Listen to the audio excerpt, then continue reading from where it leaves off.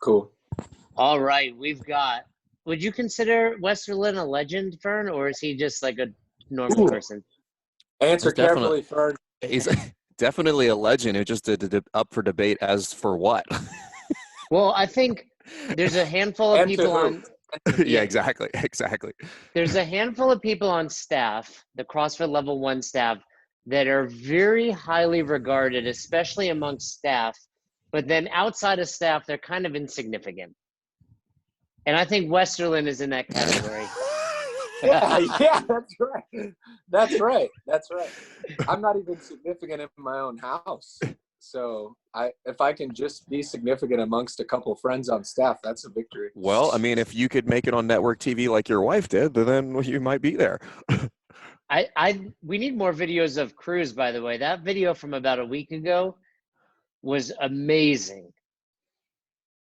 Oh, the YouTube video? Well, the one you did where he was kind of at the table, he calls out Jocko, he talks about Top Gun and Back to the Future too. Yeah. Did he write that whole speech? Yeah, I mean, obviously he's 10, so I helped him like organize his thoughts a little bit, but it was his idea, and yeah, he wrote it. So it was a very well organized chat from a 10-year-old. You know, he wants to do another one, and what he's got going on in the backyard right now, I wish I could. It's right out this window. He wanted to we made a bushcrafting squirrel trap. So and it's set up right now, and it's on. I think it's gonna work. So if I look out the window and I see a squirrel going for it, I'll turn the camera on there for you guys. Do you guys have a squirrel problem? No, I think it's the post-apocalypse. He'd like Got it. It's like I should probably sharpen up my skills. Yeah, I mean, his skills are pretty sharp, but I think the point of this is he wants to share it with the world. So I think he wants his second YouTube video to be gathering sticks for a squirrel trap. So. Westerlin, we joked around, but someone we all really respect on staff, very smart guy, running the MD-L1s that we're going to talk about. But I have a personal question I want to ask you before we dive into business. You, to me, you're a great father, but also very progressive, as is Fern. But my question to you is, when Cruz is, at that age, graduating high school, are you going to encourage him to go to college, or are you going to encourage him to become an entrepreneur? Because I feel like shit, this is a rabbit hole right here. But I feel like Westerlin is just, both of you guys are great fathers. I see, obviously Cruz is older than Logan and Chappie, so the interaction's different. But I feel like Westerlin's really good about that. I want to hear your opinion. Yeah, so I know we don't have a ton of time, but I'm very careful to not tell him like, absolutely, you have to go to college. It's what everybody does. I'm very careful about whenever he brings that up, like, so when I go to college, as if it's just a matter of fact, something that's going to happen. I try not to be that way. I think we grew up thinking that if you didn't go to college, you were going to just be, that's just it. That said, I have really high academic standards for him and high standards for him being organized. He's got to do all of his schoolwork and then some, as far as, developing his mind. So, I think I want to push him towards that. Already we are, we want to push him towards that combination of it's got to be, what are you good at and what do you excel at? And so if he's got straight A's when he is, in high school, and the college will be there as an opportunity. So I would hate to be like, college isn't important. And so then that becomes a total package of like disregard for academics and working hard or something like that.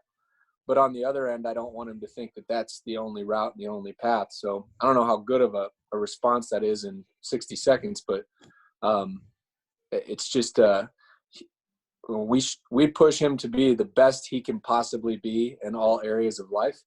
And so if he wants to be an entrepreneur at the age of 18 or 19, he'll be ready for it. If he wants to, join the military, he'll be ready for it. And if he wants to go to school, he'll be ready for it. So whatever, or just get a job. Good answer. And, like Fern, maybe he has the goal of being a Division I athlete.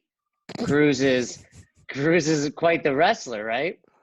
He's pretty good, but we've adopted very much of a CrossFit inspired mindset as far as Cruz engages in like 13 different sports. So rather than trying to make him super good at one thing, I mean, we really he has a well-rounded physical education. So he's good at wrestling, but he's not amazing, but that'll come. I think that might be the biggest mistake most parents make these days. Single sport.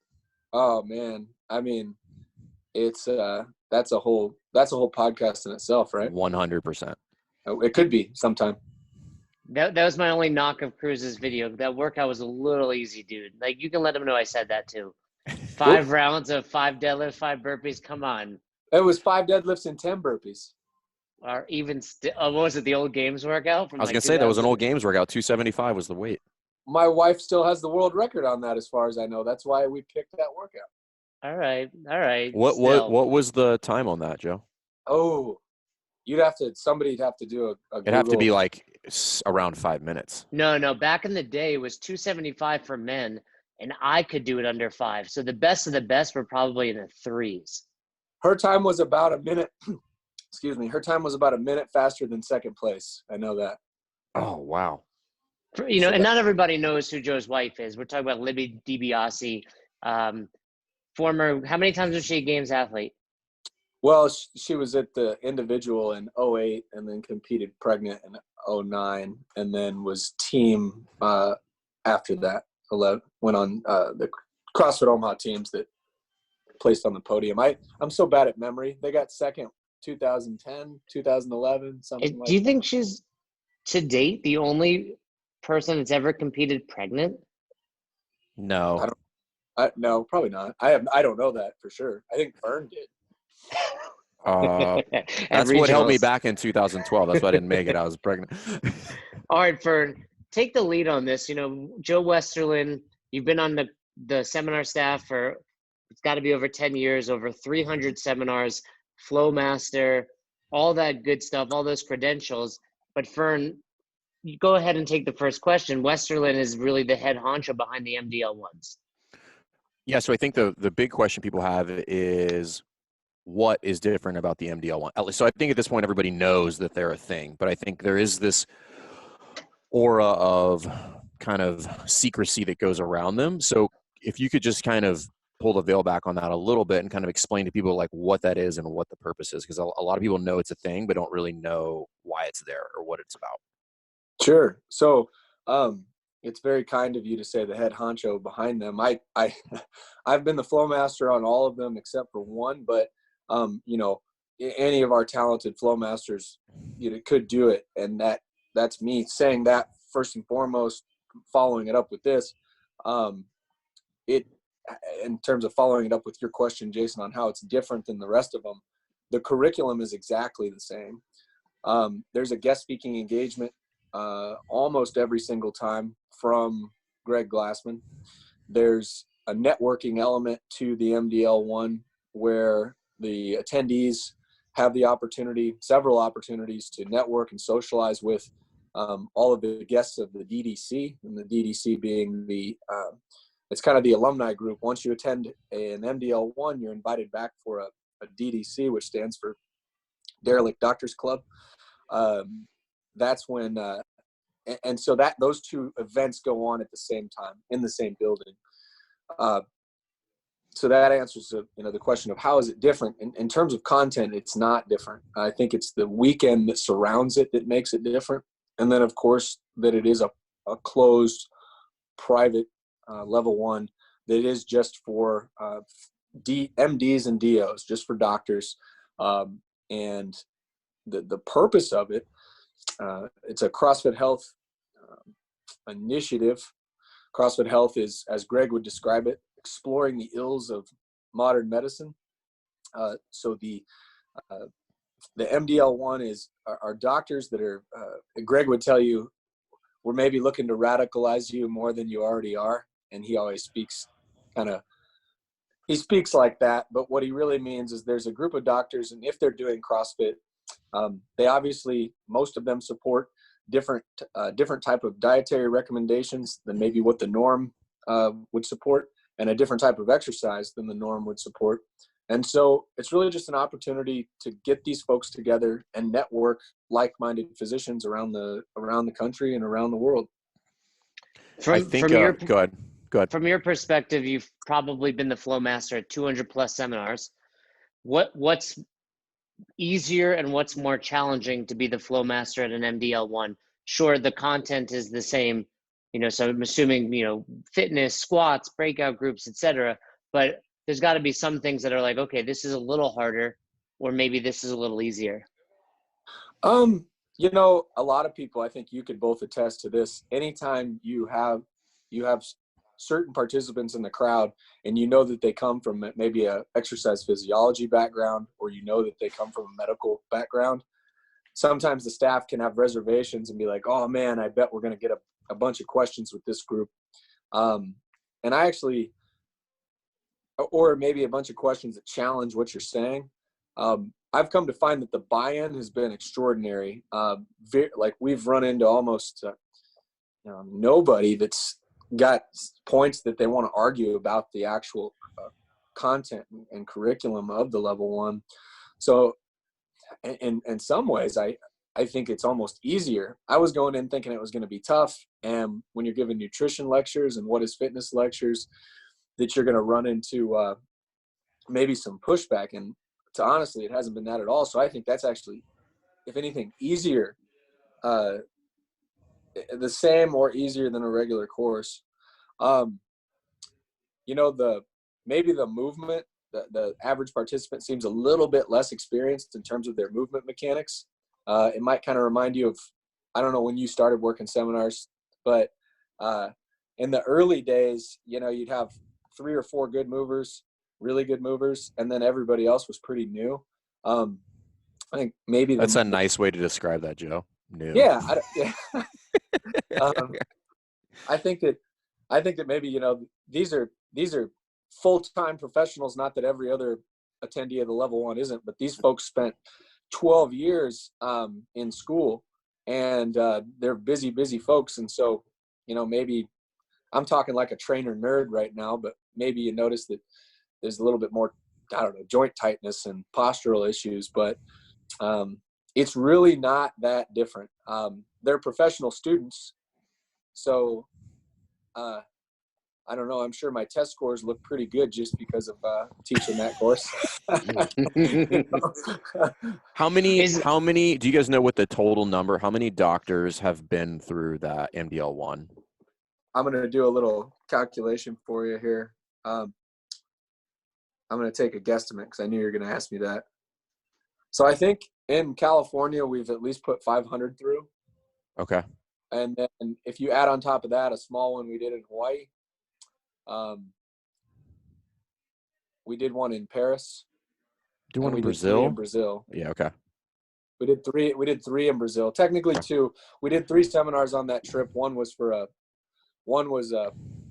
with a police organization down there. So I think we're around 700 that have attended some form of MD-L1. Don't quote me exactly on the number. Don't worry, we will. I think I've heard Greg throw a number out there. Greg Glassman throw a number like 30 to 40,000 is his goal. Is that correct, or did I just make that up? I don't know that is his goal of how many he wants to put through the MD-L1. You might be thinking of his estimation is that we have 20,000 CrossFitting physicians. Maybe that's it. In the United States. Yeah. And so, for as long as we can continue to hold the MD-L1, I think he'd like to, get as many through there as possible. I'm not sure what, I don't know if there's any actual target goal there. Okay. You did mention, we find out as staff members, the pass-fail rate. Is it higher amongst the MD-L1s than it is amongst the general population? I hope Nicole or Bobby would be listening to this. I don't want to get in trouble. I don't know how much we're at liberty to even talk about. I could say they do very well, because they literally they went to school for 12 years, They're doctors, is what you're saying. Well, I think that they're very, very good at, obviously they're smart individuals because you have to have a certain level of intelligence just to get into medical school, but go beyond that. They're and they're excellent test takers and excellent students at studying and memorizing information. So Can you think back over the 700 people to one? I don't know this person, but can you think to one that came in, they're a doctor, they care about helping people, and there was some sort of really important light bulb moment for them when they're like, oh shit, we can use this thing and really change the world? yeah, that's interesting. There's a number one, I found that the level of appreciation, the verbalized appreciation for the experience, like just people coming up to you afterwards and saying, wow, that was inspiring, it was mind-blowing. You know, there's a lot of that. Now, I don't know if I want to make sure I heard your question correctly. There's been a wide variety of responses as far as what people are actually doing once they leave. You know, we see doctors doing a number of different things around the country and around the world with as far as whether or not they're actually using that credential, and kind of some of the ideas. A lot of that stuff is still sort of it's new, it's on the forefront. Like that's a big question they have, is how can we go use this? And I mean, your question exactly, I don't know, you know, I know that they all want to figure out immediately how they're going to do it. And the great challenge is what do I do with this information? Because we're not, you know, you're not prescribing CrossFit. You're not writing out a prescription for CrossFit. It's not that simple. So how they can integrate it is kind of one of the secondary things that I do on the back end, is just as a liaison for these folks. I constantly get emails about this group at this medical school wanting Greg to come speak, different people wanting to start affiliates at medical schools. That's happening right now. We did have one young lady who was she was in residency. So medical students and residents are allowed into the MD-L1.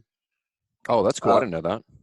Yeah, it's not like, I don't know if that's just an open invite, like if all, you know, just we could have 40 in one course, but it seems to be every couple seminars there is one or two.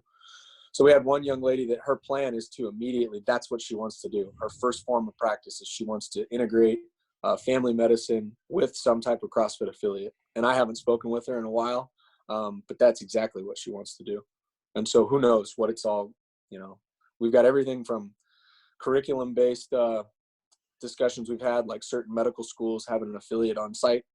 We have, you know, the integration of family medicine and CrossFit on location. You've got CrossFit Medicus 1 with Tom Siskron and his, I can't remember his friend who he does it with, another doctor. They have a virtual affiliate where they basically walk their patients in who have various issues with chronic metabolic conditions. They take them by the hand literally and they walk them right into the affiliate. So there's a whole bunch of different stuff going on. That's really cool. I didn't know the thing about the residents and the med students. So I do have a question. So how does somebody, so I've got a resident, a doctor, a med school student who is interested. How do they go about getting their name in the hat for this? Yeah, if they go to info@crossfithealth.com and send an email there, or Okay. they can email, actually, if they watch this, they can email me, joe@crossfithealth.com. Okay. And I would put them in contact with, I'd put them in contact with the right people to get on. They all have a waiting list, but and right now, because for obvious reasons, our most recent one that we were going to have is on hold. But yeah, so they could email me that, and I'd get them in contact with the right people to get on the wait list. I'm probably going to send you a couple, just full disclosure. Like I've got ER doctors here who are getting crushed right now, but then I got another buddy who's an ER doctor in Texas who really wants to do it. Yeah, absolutely. What are some of the ways you are seeing doctors? Have you seen any put it into practice? And I'd imagine it depends on their current practice and their current specialty, but what are some ways that you've seen doctors leave their MD-L1 and put it to good use?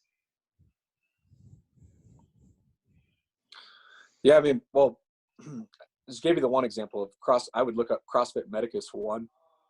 That's a very clever idea, because they're one is a urologist and the other one is a facial reconstructive surgeon. Not just cosmetic, but does facial reconstruction for. Like the dude who had his face eaten by a bear. Did you see that video? I didn't see the video, but I'm assuming this is up this guy's alley. Yeah. It was on Joe Rogan was talking about it. I figured you might have checked it out. I just watched a bear attack movie that gave me nightmares, but that's neither here nor there. So that's a very clever idea. So Tom is an interesting guy to talk to. The table paper that exists like in every doctor's, like there's the table that you sit on and there's that roll out, like it's like a big ass roll of like paper towels. Yes. Yeah. So what this guy uses a marker, and he basically says to many of his patients, okay, I can, and depending on the issue, of course, I could write you a prescription for this issue, but there's also another path. And he'll write out, starting on the left side of that table paper with a marker, he'll write out some basic biochemistry about how the body works in conjunction with what you're eating. Obviously stuff that you guys know, talks a little bit of insulin and glucagon, and he takes the patient down the path of how that causes disease, basically writes them out the pathology of whatever their condition is. And then he writes them out a little bit of possible solution, which obviously deals with diet and exercise. He rolls that table paper up like a scroll and he hands it to them when they leave the office. That's so awesome. Yeah, I mean, I think it's so simple, but it's an amazing thing. So they have the opportunity to contact him, and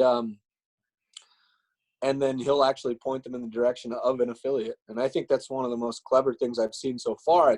It doesn't sound very complex, but makes it no less profound in the result. I think that when you hold that credential of doctor, that carries a lot of weight. And even though that's a tough job and they face a lot of criticism, I think a lot of people still respect that credential. And when they speak, it does mean a lot.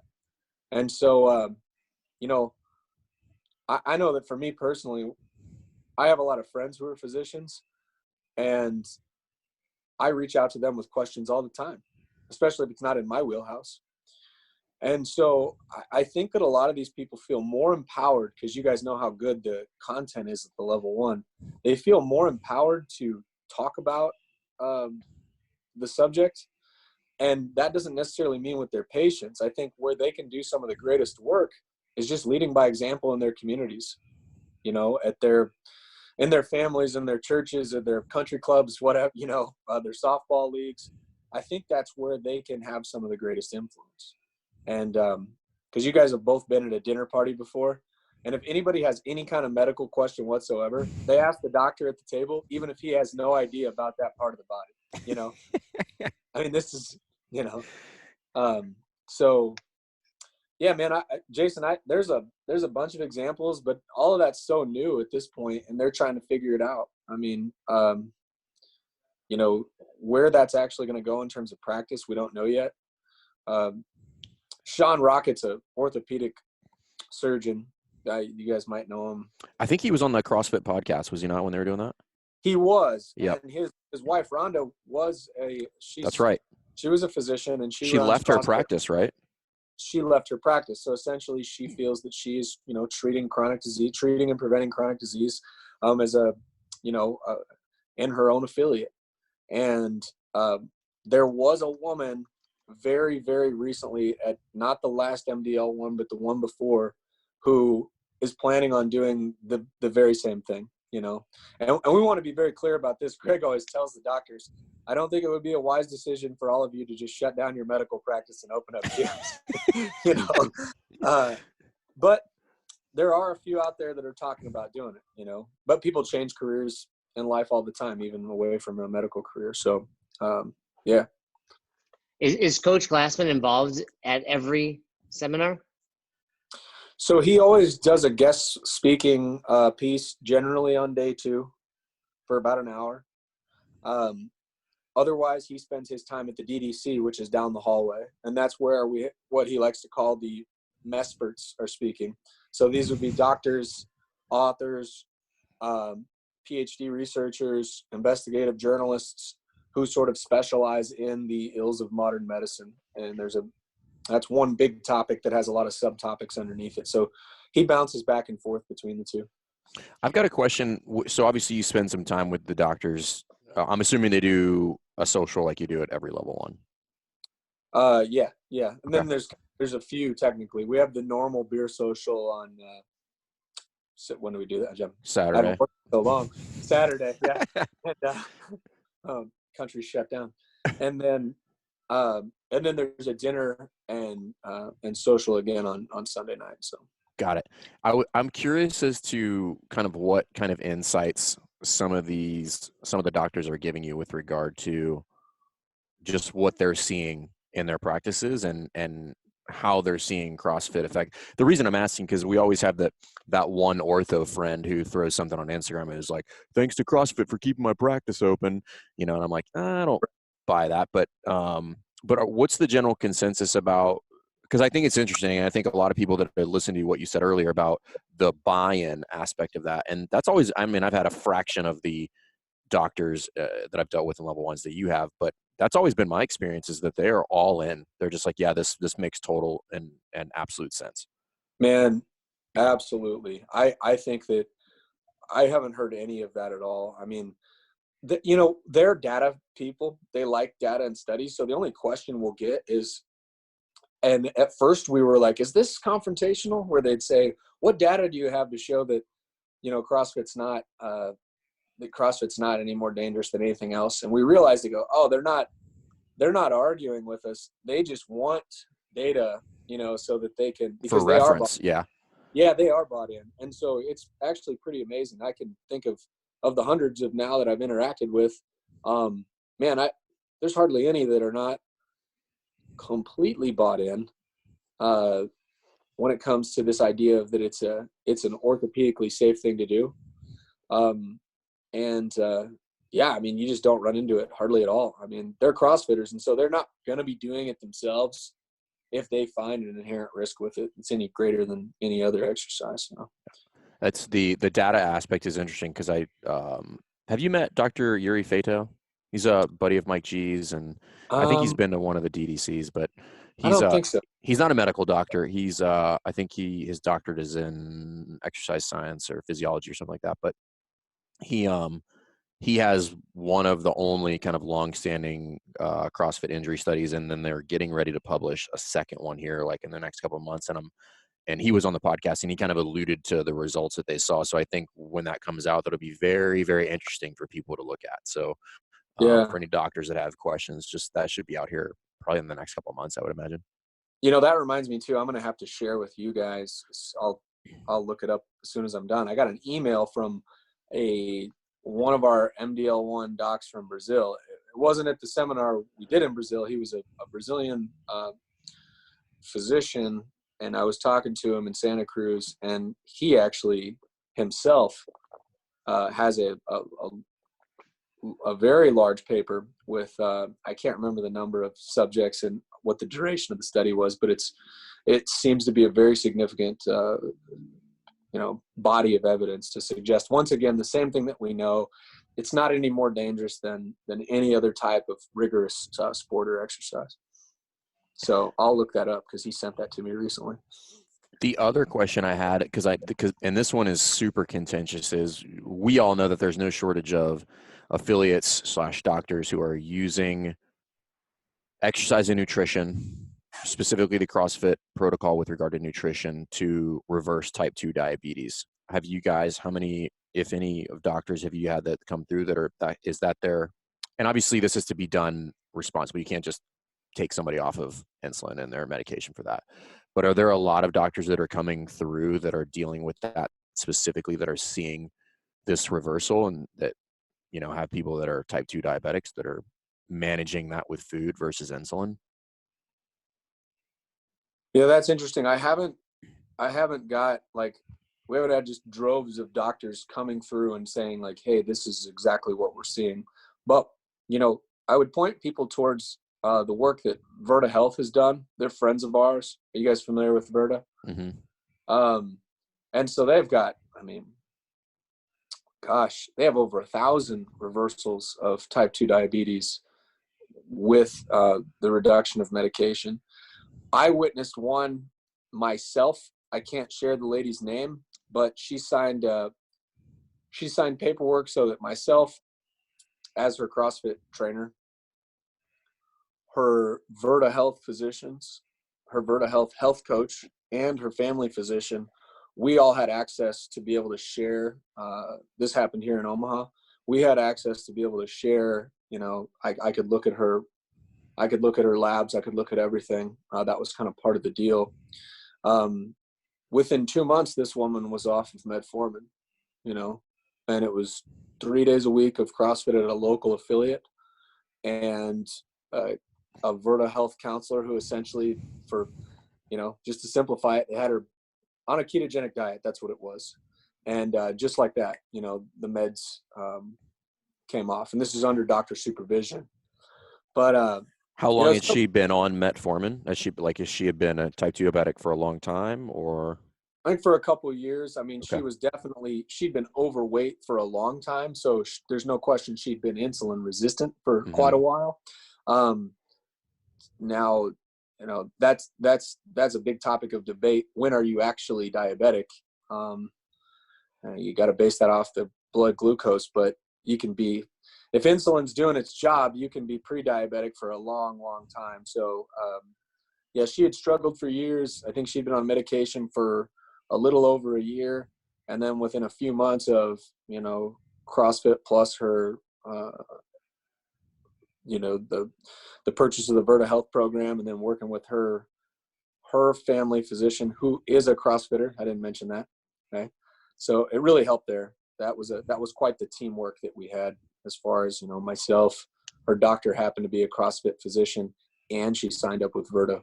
That was a potent thing. So for people that are not familiar with Verta, I know we don't, actually, I don't know. We don't have any, when I say we, CrossFit doesn't have any official relationship with them to my knowledge, but can you kind of explain to people like what that is? Yeah. So Verta Health is, it's run by physicians. The man that started the company is a tech guy. And it's a program where, if I could break it down, as simple as possible, you're paying a monthly fee for a consult with a physician who's ultimately looking at your blood work and looking at what medications you're on, and then looking at your glucose levels, looking at all possible health metrics. And then that doctor has a health coach that's underneath them. Most of the health coaches come from a background as dietitians or personal trainers, and that health coach is having a daily correspondence with the Verta Health client. And they're essentially, it's a health coach essentially means a kind of a personalized nutrition coach. So they're measuring blood ketones, they're measuring blood sugar. The health coach can see that, the doctor can see it. Most of the work that the client does is with that health coach, and then the doctor is the one that ultimately is sort of reviewing the result. Like what are the changes in blood sugar levels? What are the changes in insulin levels? And so then, of course, the doctor is the one to ultimately make the decision in conjunction with that person's family physician about whether to pull off on the medication or not. So this is done virtually. This doesn't have to be geographically. Yeah. Okay. It's not. It's all done through an app, actually. That's the cool. Majority of it's done through an app, and there's phone calls involved as well. So yeah, they're pretty cool company. We don't have any official relationship with them, but they're friends of ours, and they've had a couple of their doctors speak at the DDC. So You mentioned earlier that Coach Glassman talks on day 2 for about an hour. As the flowmaster, how much does that stress you out, knowing he might talk for an hour, but he also might talk for 3, and still getting all the content done by 4 o'clock or so to administer the test? I think the longest we've actually gone over is like 15 minutes. So we plan ahead for it. There's tricks of the trade, as you guys know, and we do it in a way where none of the content gets watered down. I mean, we do some things like old school. We truncate some of the discussion pieces in the station rotation, so we move a little quicker through snatch and muscle up. So we've got clever ways of dealing with it. And then fortunately, lunch is usually on location, so we take a little bit of time off that. So you've never had to give Coach Glassman the old wrap-up signal? Dude, you know that, yeah, like I would ever do that. You know who messes with me every time though is while it's happening, Dave always walks up to me and gives me a nudge on the elbow and basically says it's still going to be your fault if you go over, something to that. Yeah. So the other thing that happens, and Fern's asking the real questions, I'm asking the fun ones as typical, but from what I understand, Saturday night, there's typically a fun party that goes on. How crazy do these doctors get? It's Sunday night. It's Sunday night. It's post-test. That's important. So do the doctors let loose? It's definitely a good time, but they're professionals. So there's been no shenanigans, that I'm aware of. So it's a good time. Actually, it's funny that you say that. I know I'm getting a lot of questions from you guys, and all of us always want to give more detailed answers to some of these things about where is this all going to go and what different doctors are doing. But one of Greg's visions for this was to be very hands-off and just kind of see where it goes, very much like the early level ones was kind of his, where there's a bunch of hang-arounds, like you back in the day, you'd go to a level one and you see the same people showing up. And that's how Jay got on staff eventually, just showed up enough times. Just kept like, showing up. God, he's like a booger you can't get off your finger. Exactly right. So, but to that point, I think one of the biggest benefits, like to the party, there's actually a lot of really good things happening there. It's a good time and people are relaxing and hanging out. But the networking aspect, I think, is one of the simple but profound positive things that the MD-L1 and the DDC really does. I mean, just like we've all made these long-lasting relationships that we've sort of found through CrossFit and different events, I really believe that that's what's happening right now with a lot of these doctors and our guest speakers is the networking of very smart, very passionate, like-minded people, So, they party, but I think there's actually some functionality to it, Speaking of the networking aspect of it, Pat and I dove into this a little bit, but the launch of I forget what the title, but it's the Physicians Network, the Physicians Network on CrossFit.com. Yep. So if you're looking for a physician that is CrossFit minded, you can go on .com and look locally in your area. So, yep, yeah, we just had a phone call about that earlier. So now that it's live, one of the things that we're doing is trying to kind of categorize, which of these doctors, what is it? Why are they on the Physicians Network? We gathered some of that data through games information.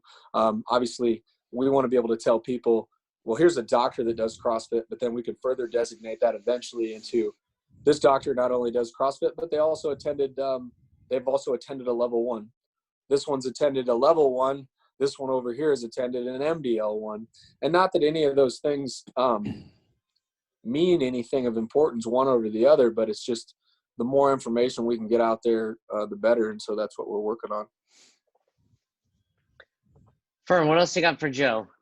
I think that's it. I mean, those are the questions that I had. Those are the questions that I typically get from physicians that I know or people that have, because anytime somebody mentions the MD-L1, people are, well, like, what is it? Like, who gets to go? Like, how does it work? Is it different? Are they having like a scalpel and they're going through anatomy? But no, it's the same. It's the exact same course that everybody else goes to. That's it. I mean, there's a little bit extra that goes on. I think that, I'm sure that they enjoy some extra perks, if you will, the networking element. But it's the same staff that you might end up with at any other course.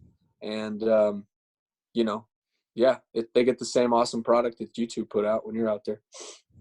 Although I think it seems to me from a distance that the only time Julie Fouché works is during these MD-L1s. Yeah. Well, she is a doctor. Yeah, she is a doctor. So. Yeah, and again, I think that's not even so much about Julie's knowledge base.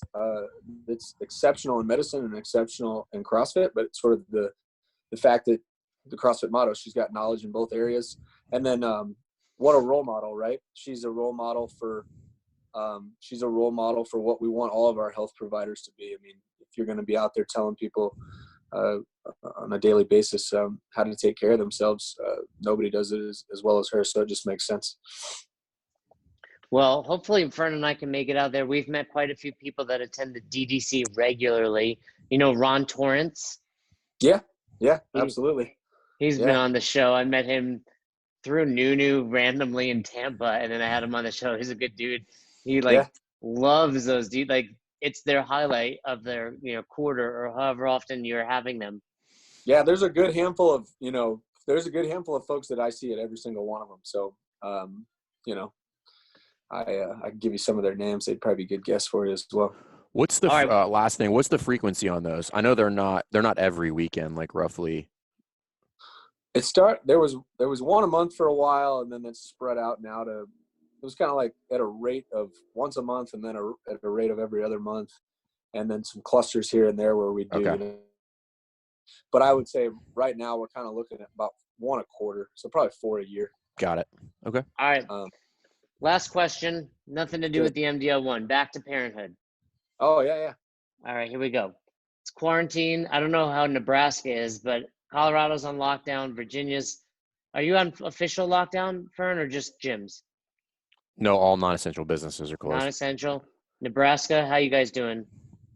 Somewhere in between. So there's mandates here. Like, they're really enforcing if you are in groups of if you're in a group of more than 10, that gets busted up pretty quick. So it's like most non-essential businesses are shut down, but there's some loopholes here and there. Like, you can have some little sports facilities that train kids, and they can be open as long as they're not past 10 people. So we're kind of somewhere in between Mexico City and Italy as far as doing nothing to shut down, doing everything to shut down. All right. Well, this is a very not easy question, but not complex. All right. You're taking care of Cruz. Libby's, I assume, still out on the streets doing her thing during this. You better specify what she does for a living. That didn't sound great. I didn't know if you guys were comfortable putting it out there. That's why I said it like that. No, it's fine. Yeah. She's a police officer. She's a police officer. So I didn't know if you put that out there. She's out on the streets making that money for me. You know what I mean? But what's the Mount Rushmore of 80s movies that parents need to be watching with their kids during this time? Oh, man. I know. Toughest question you've gotten. We need another 10 minutes. But let's just, Top Gun's a given. What else did I tell you he watched the other day? That was Back to the Future 2. I don't know if I'd put that on the Mount Rushmore. Maybe Back to the Future. No. Back to the Future. Future 2 is terrible. 1 is good. Yeah. We did Big Trouble in Little China. Oh, yes. Kurt Russell, huh? Yeah, that's great. Yeah.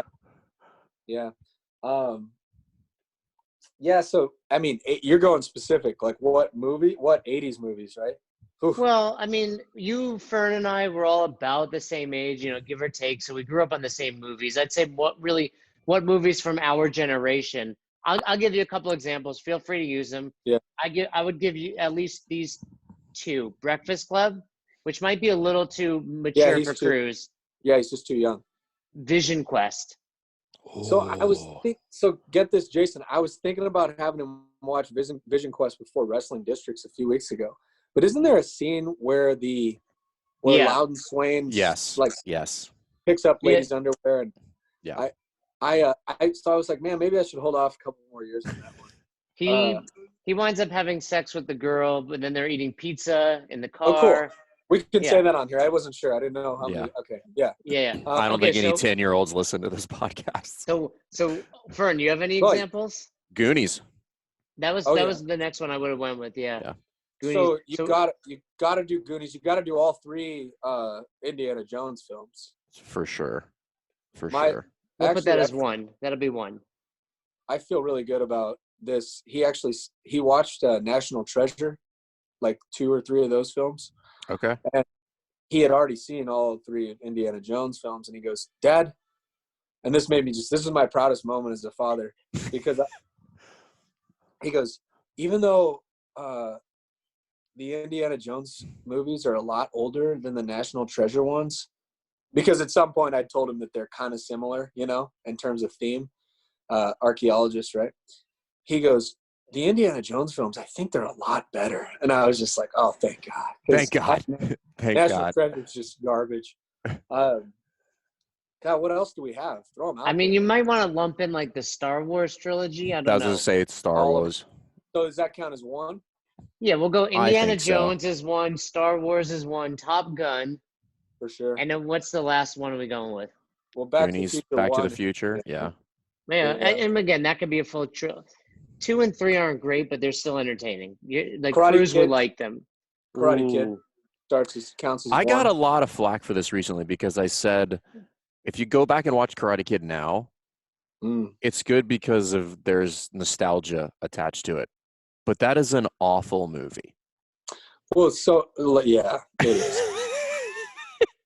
Like everything about it is awful. You're just like the acting is bad. The story arc is not great. Like there's a lot of things. I'm like, man, this movie really sucks. I'm kind of disappointed about this. Well, I mean, you can't really complain about the acting. It's a documentary, so.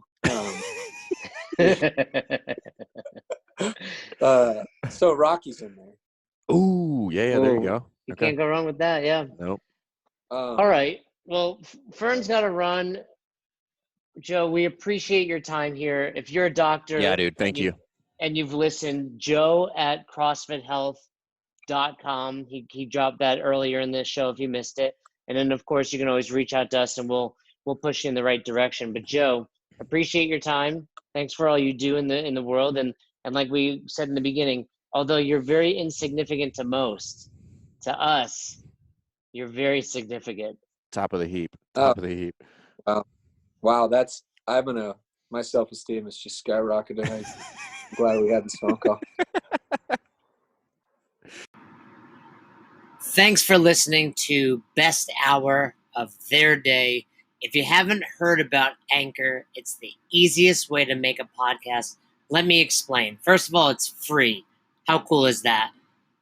There's a creation tool that allows you to record and edit your podcast right from your phone or computer, so it becomes super simple. Some of these episodes with Fern or Todd or myself chatting with one another, we've done right within the app itself. Anchor will make it easy to distribute your podcast to all platforms, Spotify, Apple, and many more.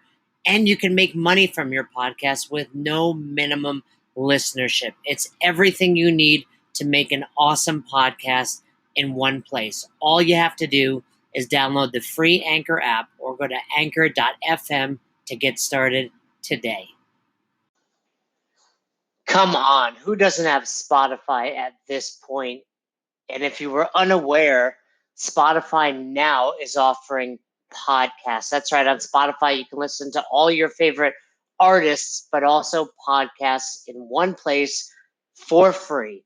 Spotify has a huge catalog of podcasts on every topic, including the one you're listening to right now, Best Hour of Their Day. On Spotify, you can follow your favorite podcasts so you never miss an episode.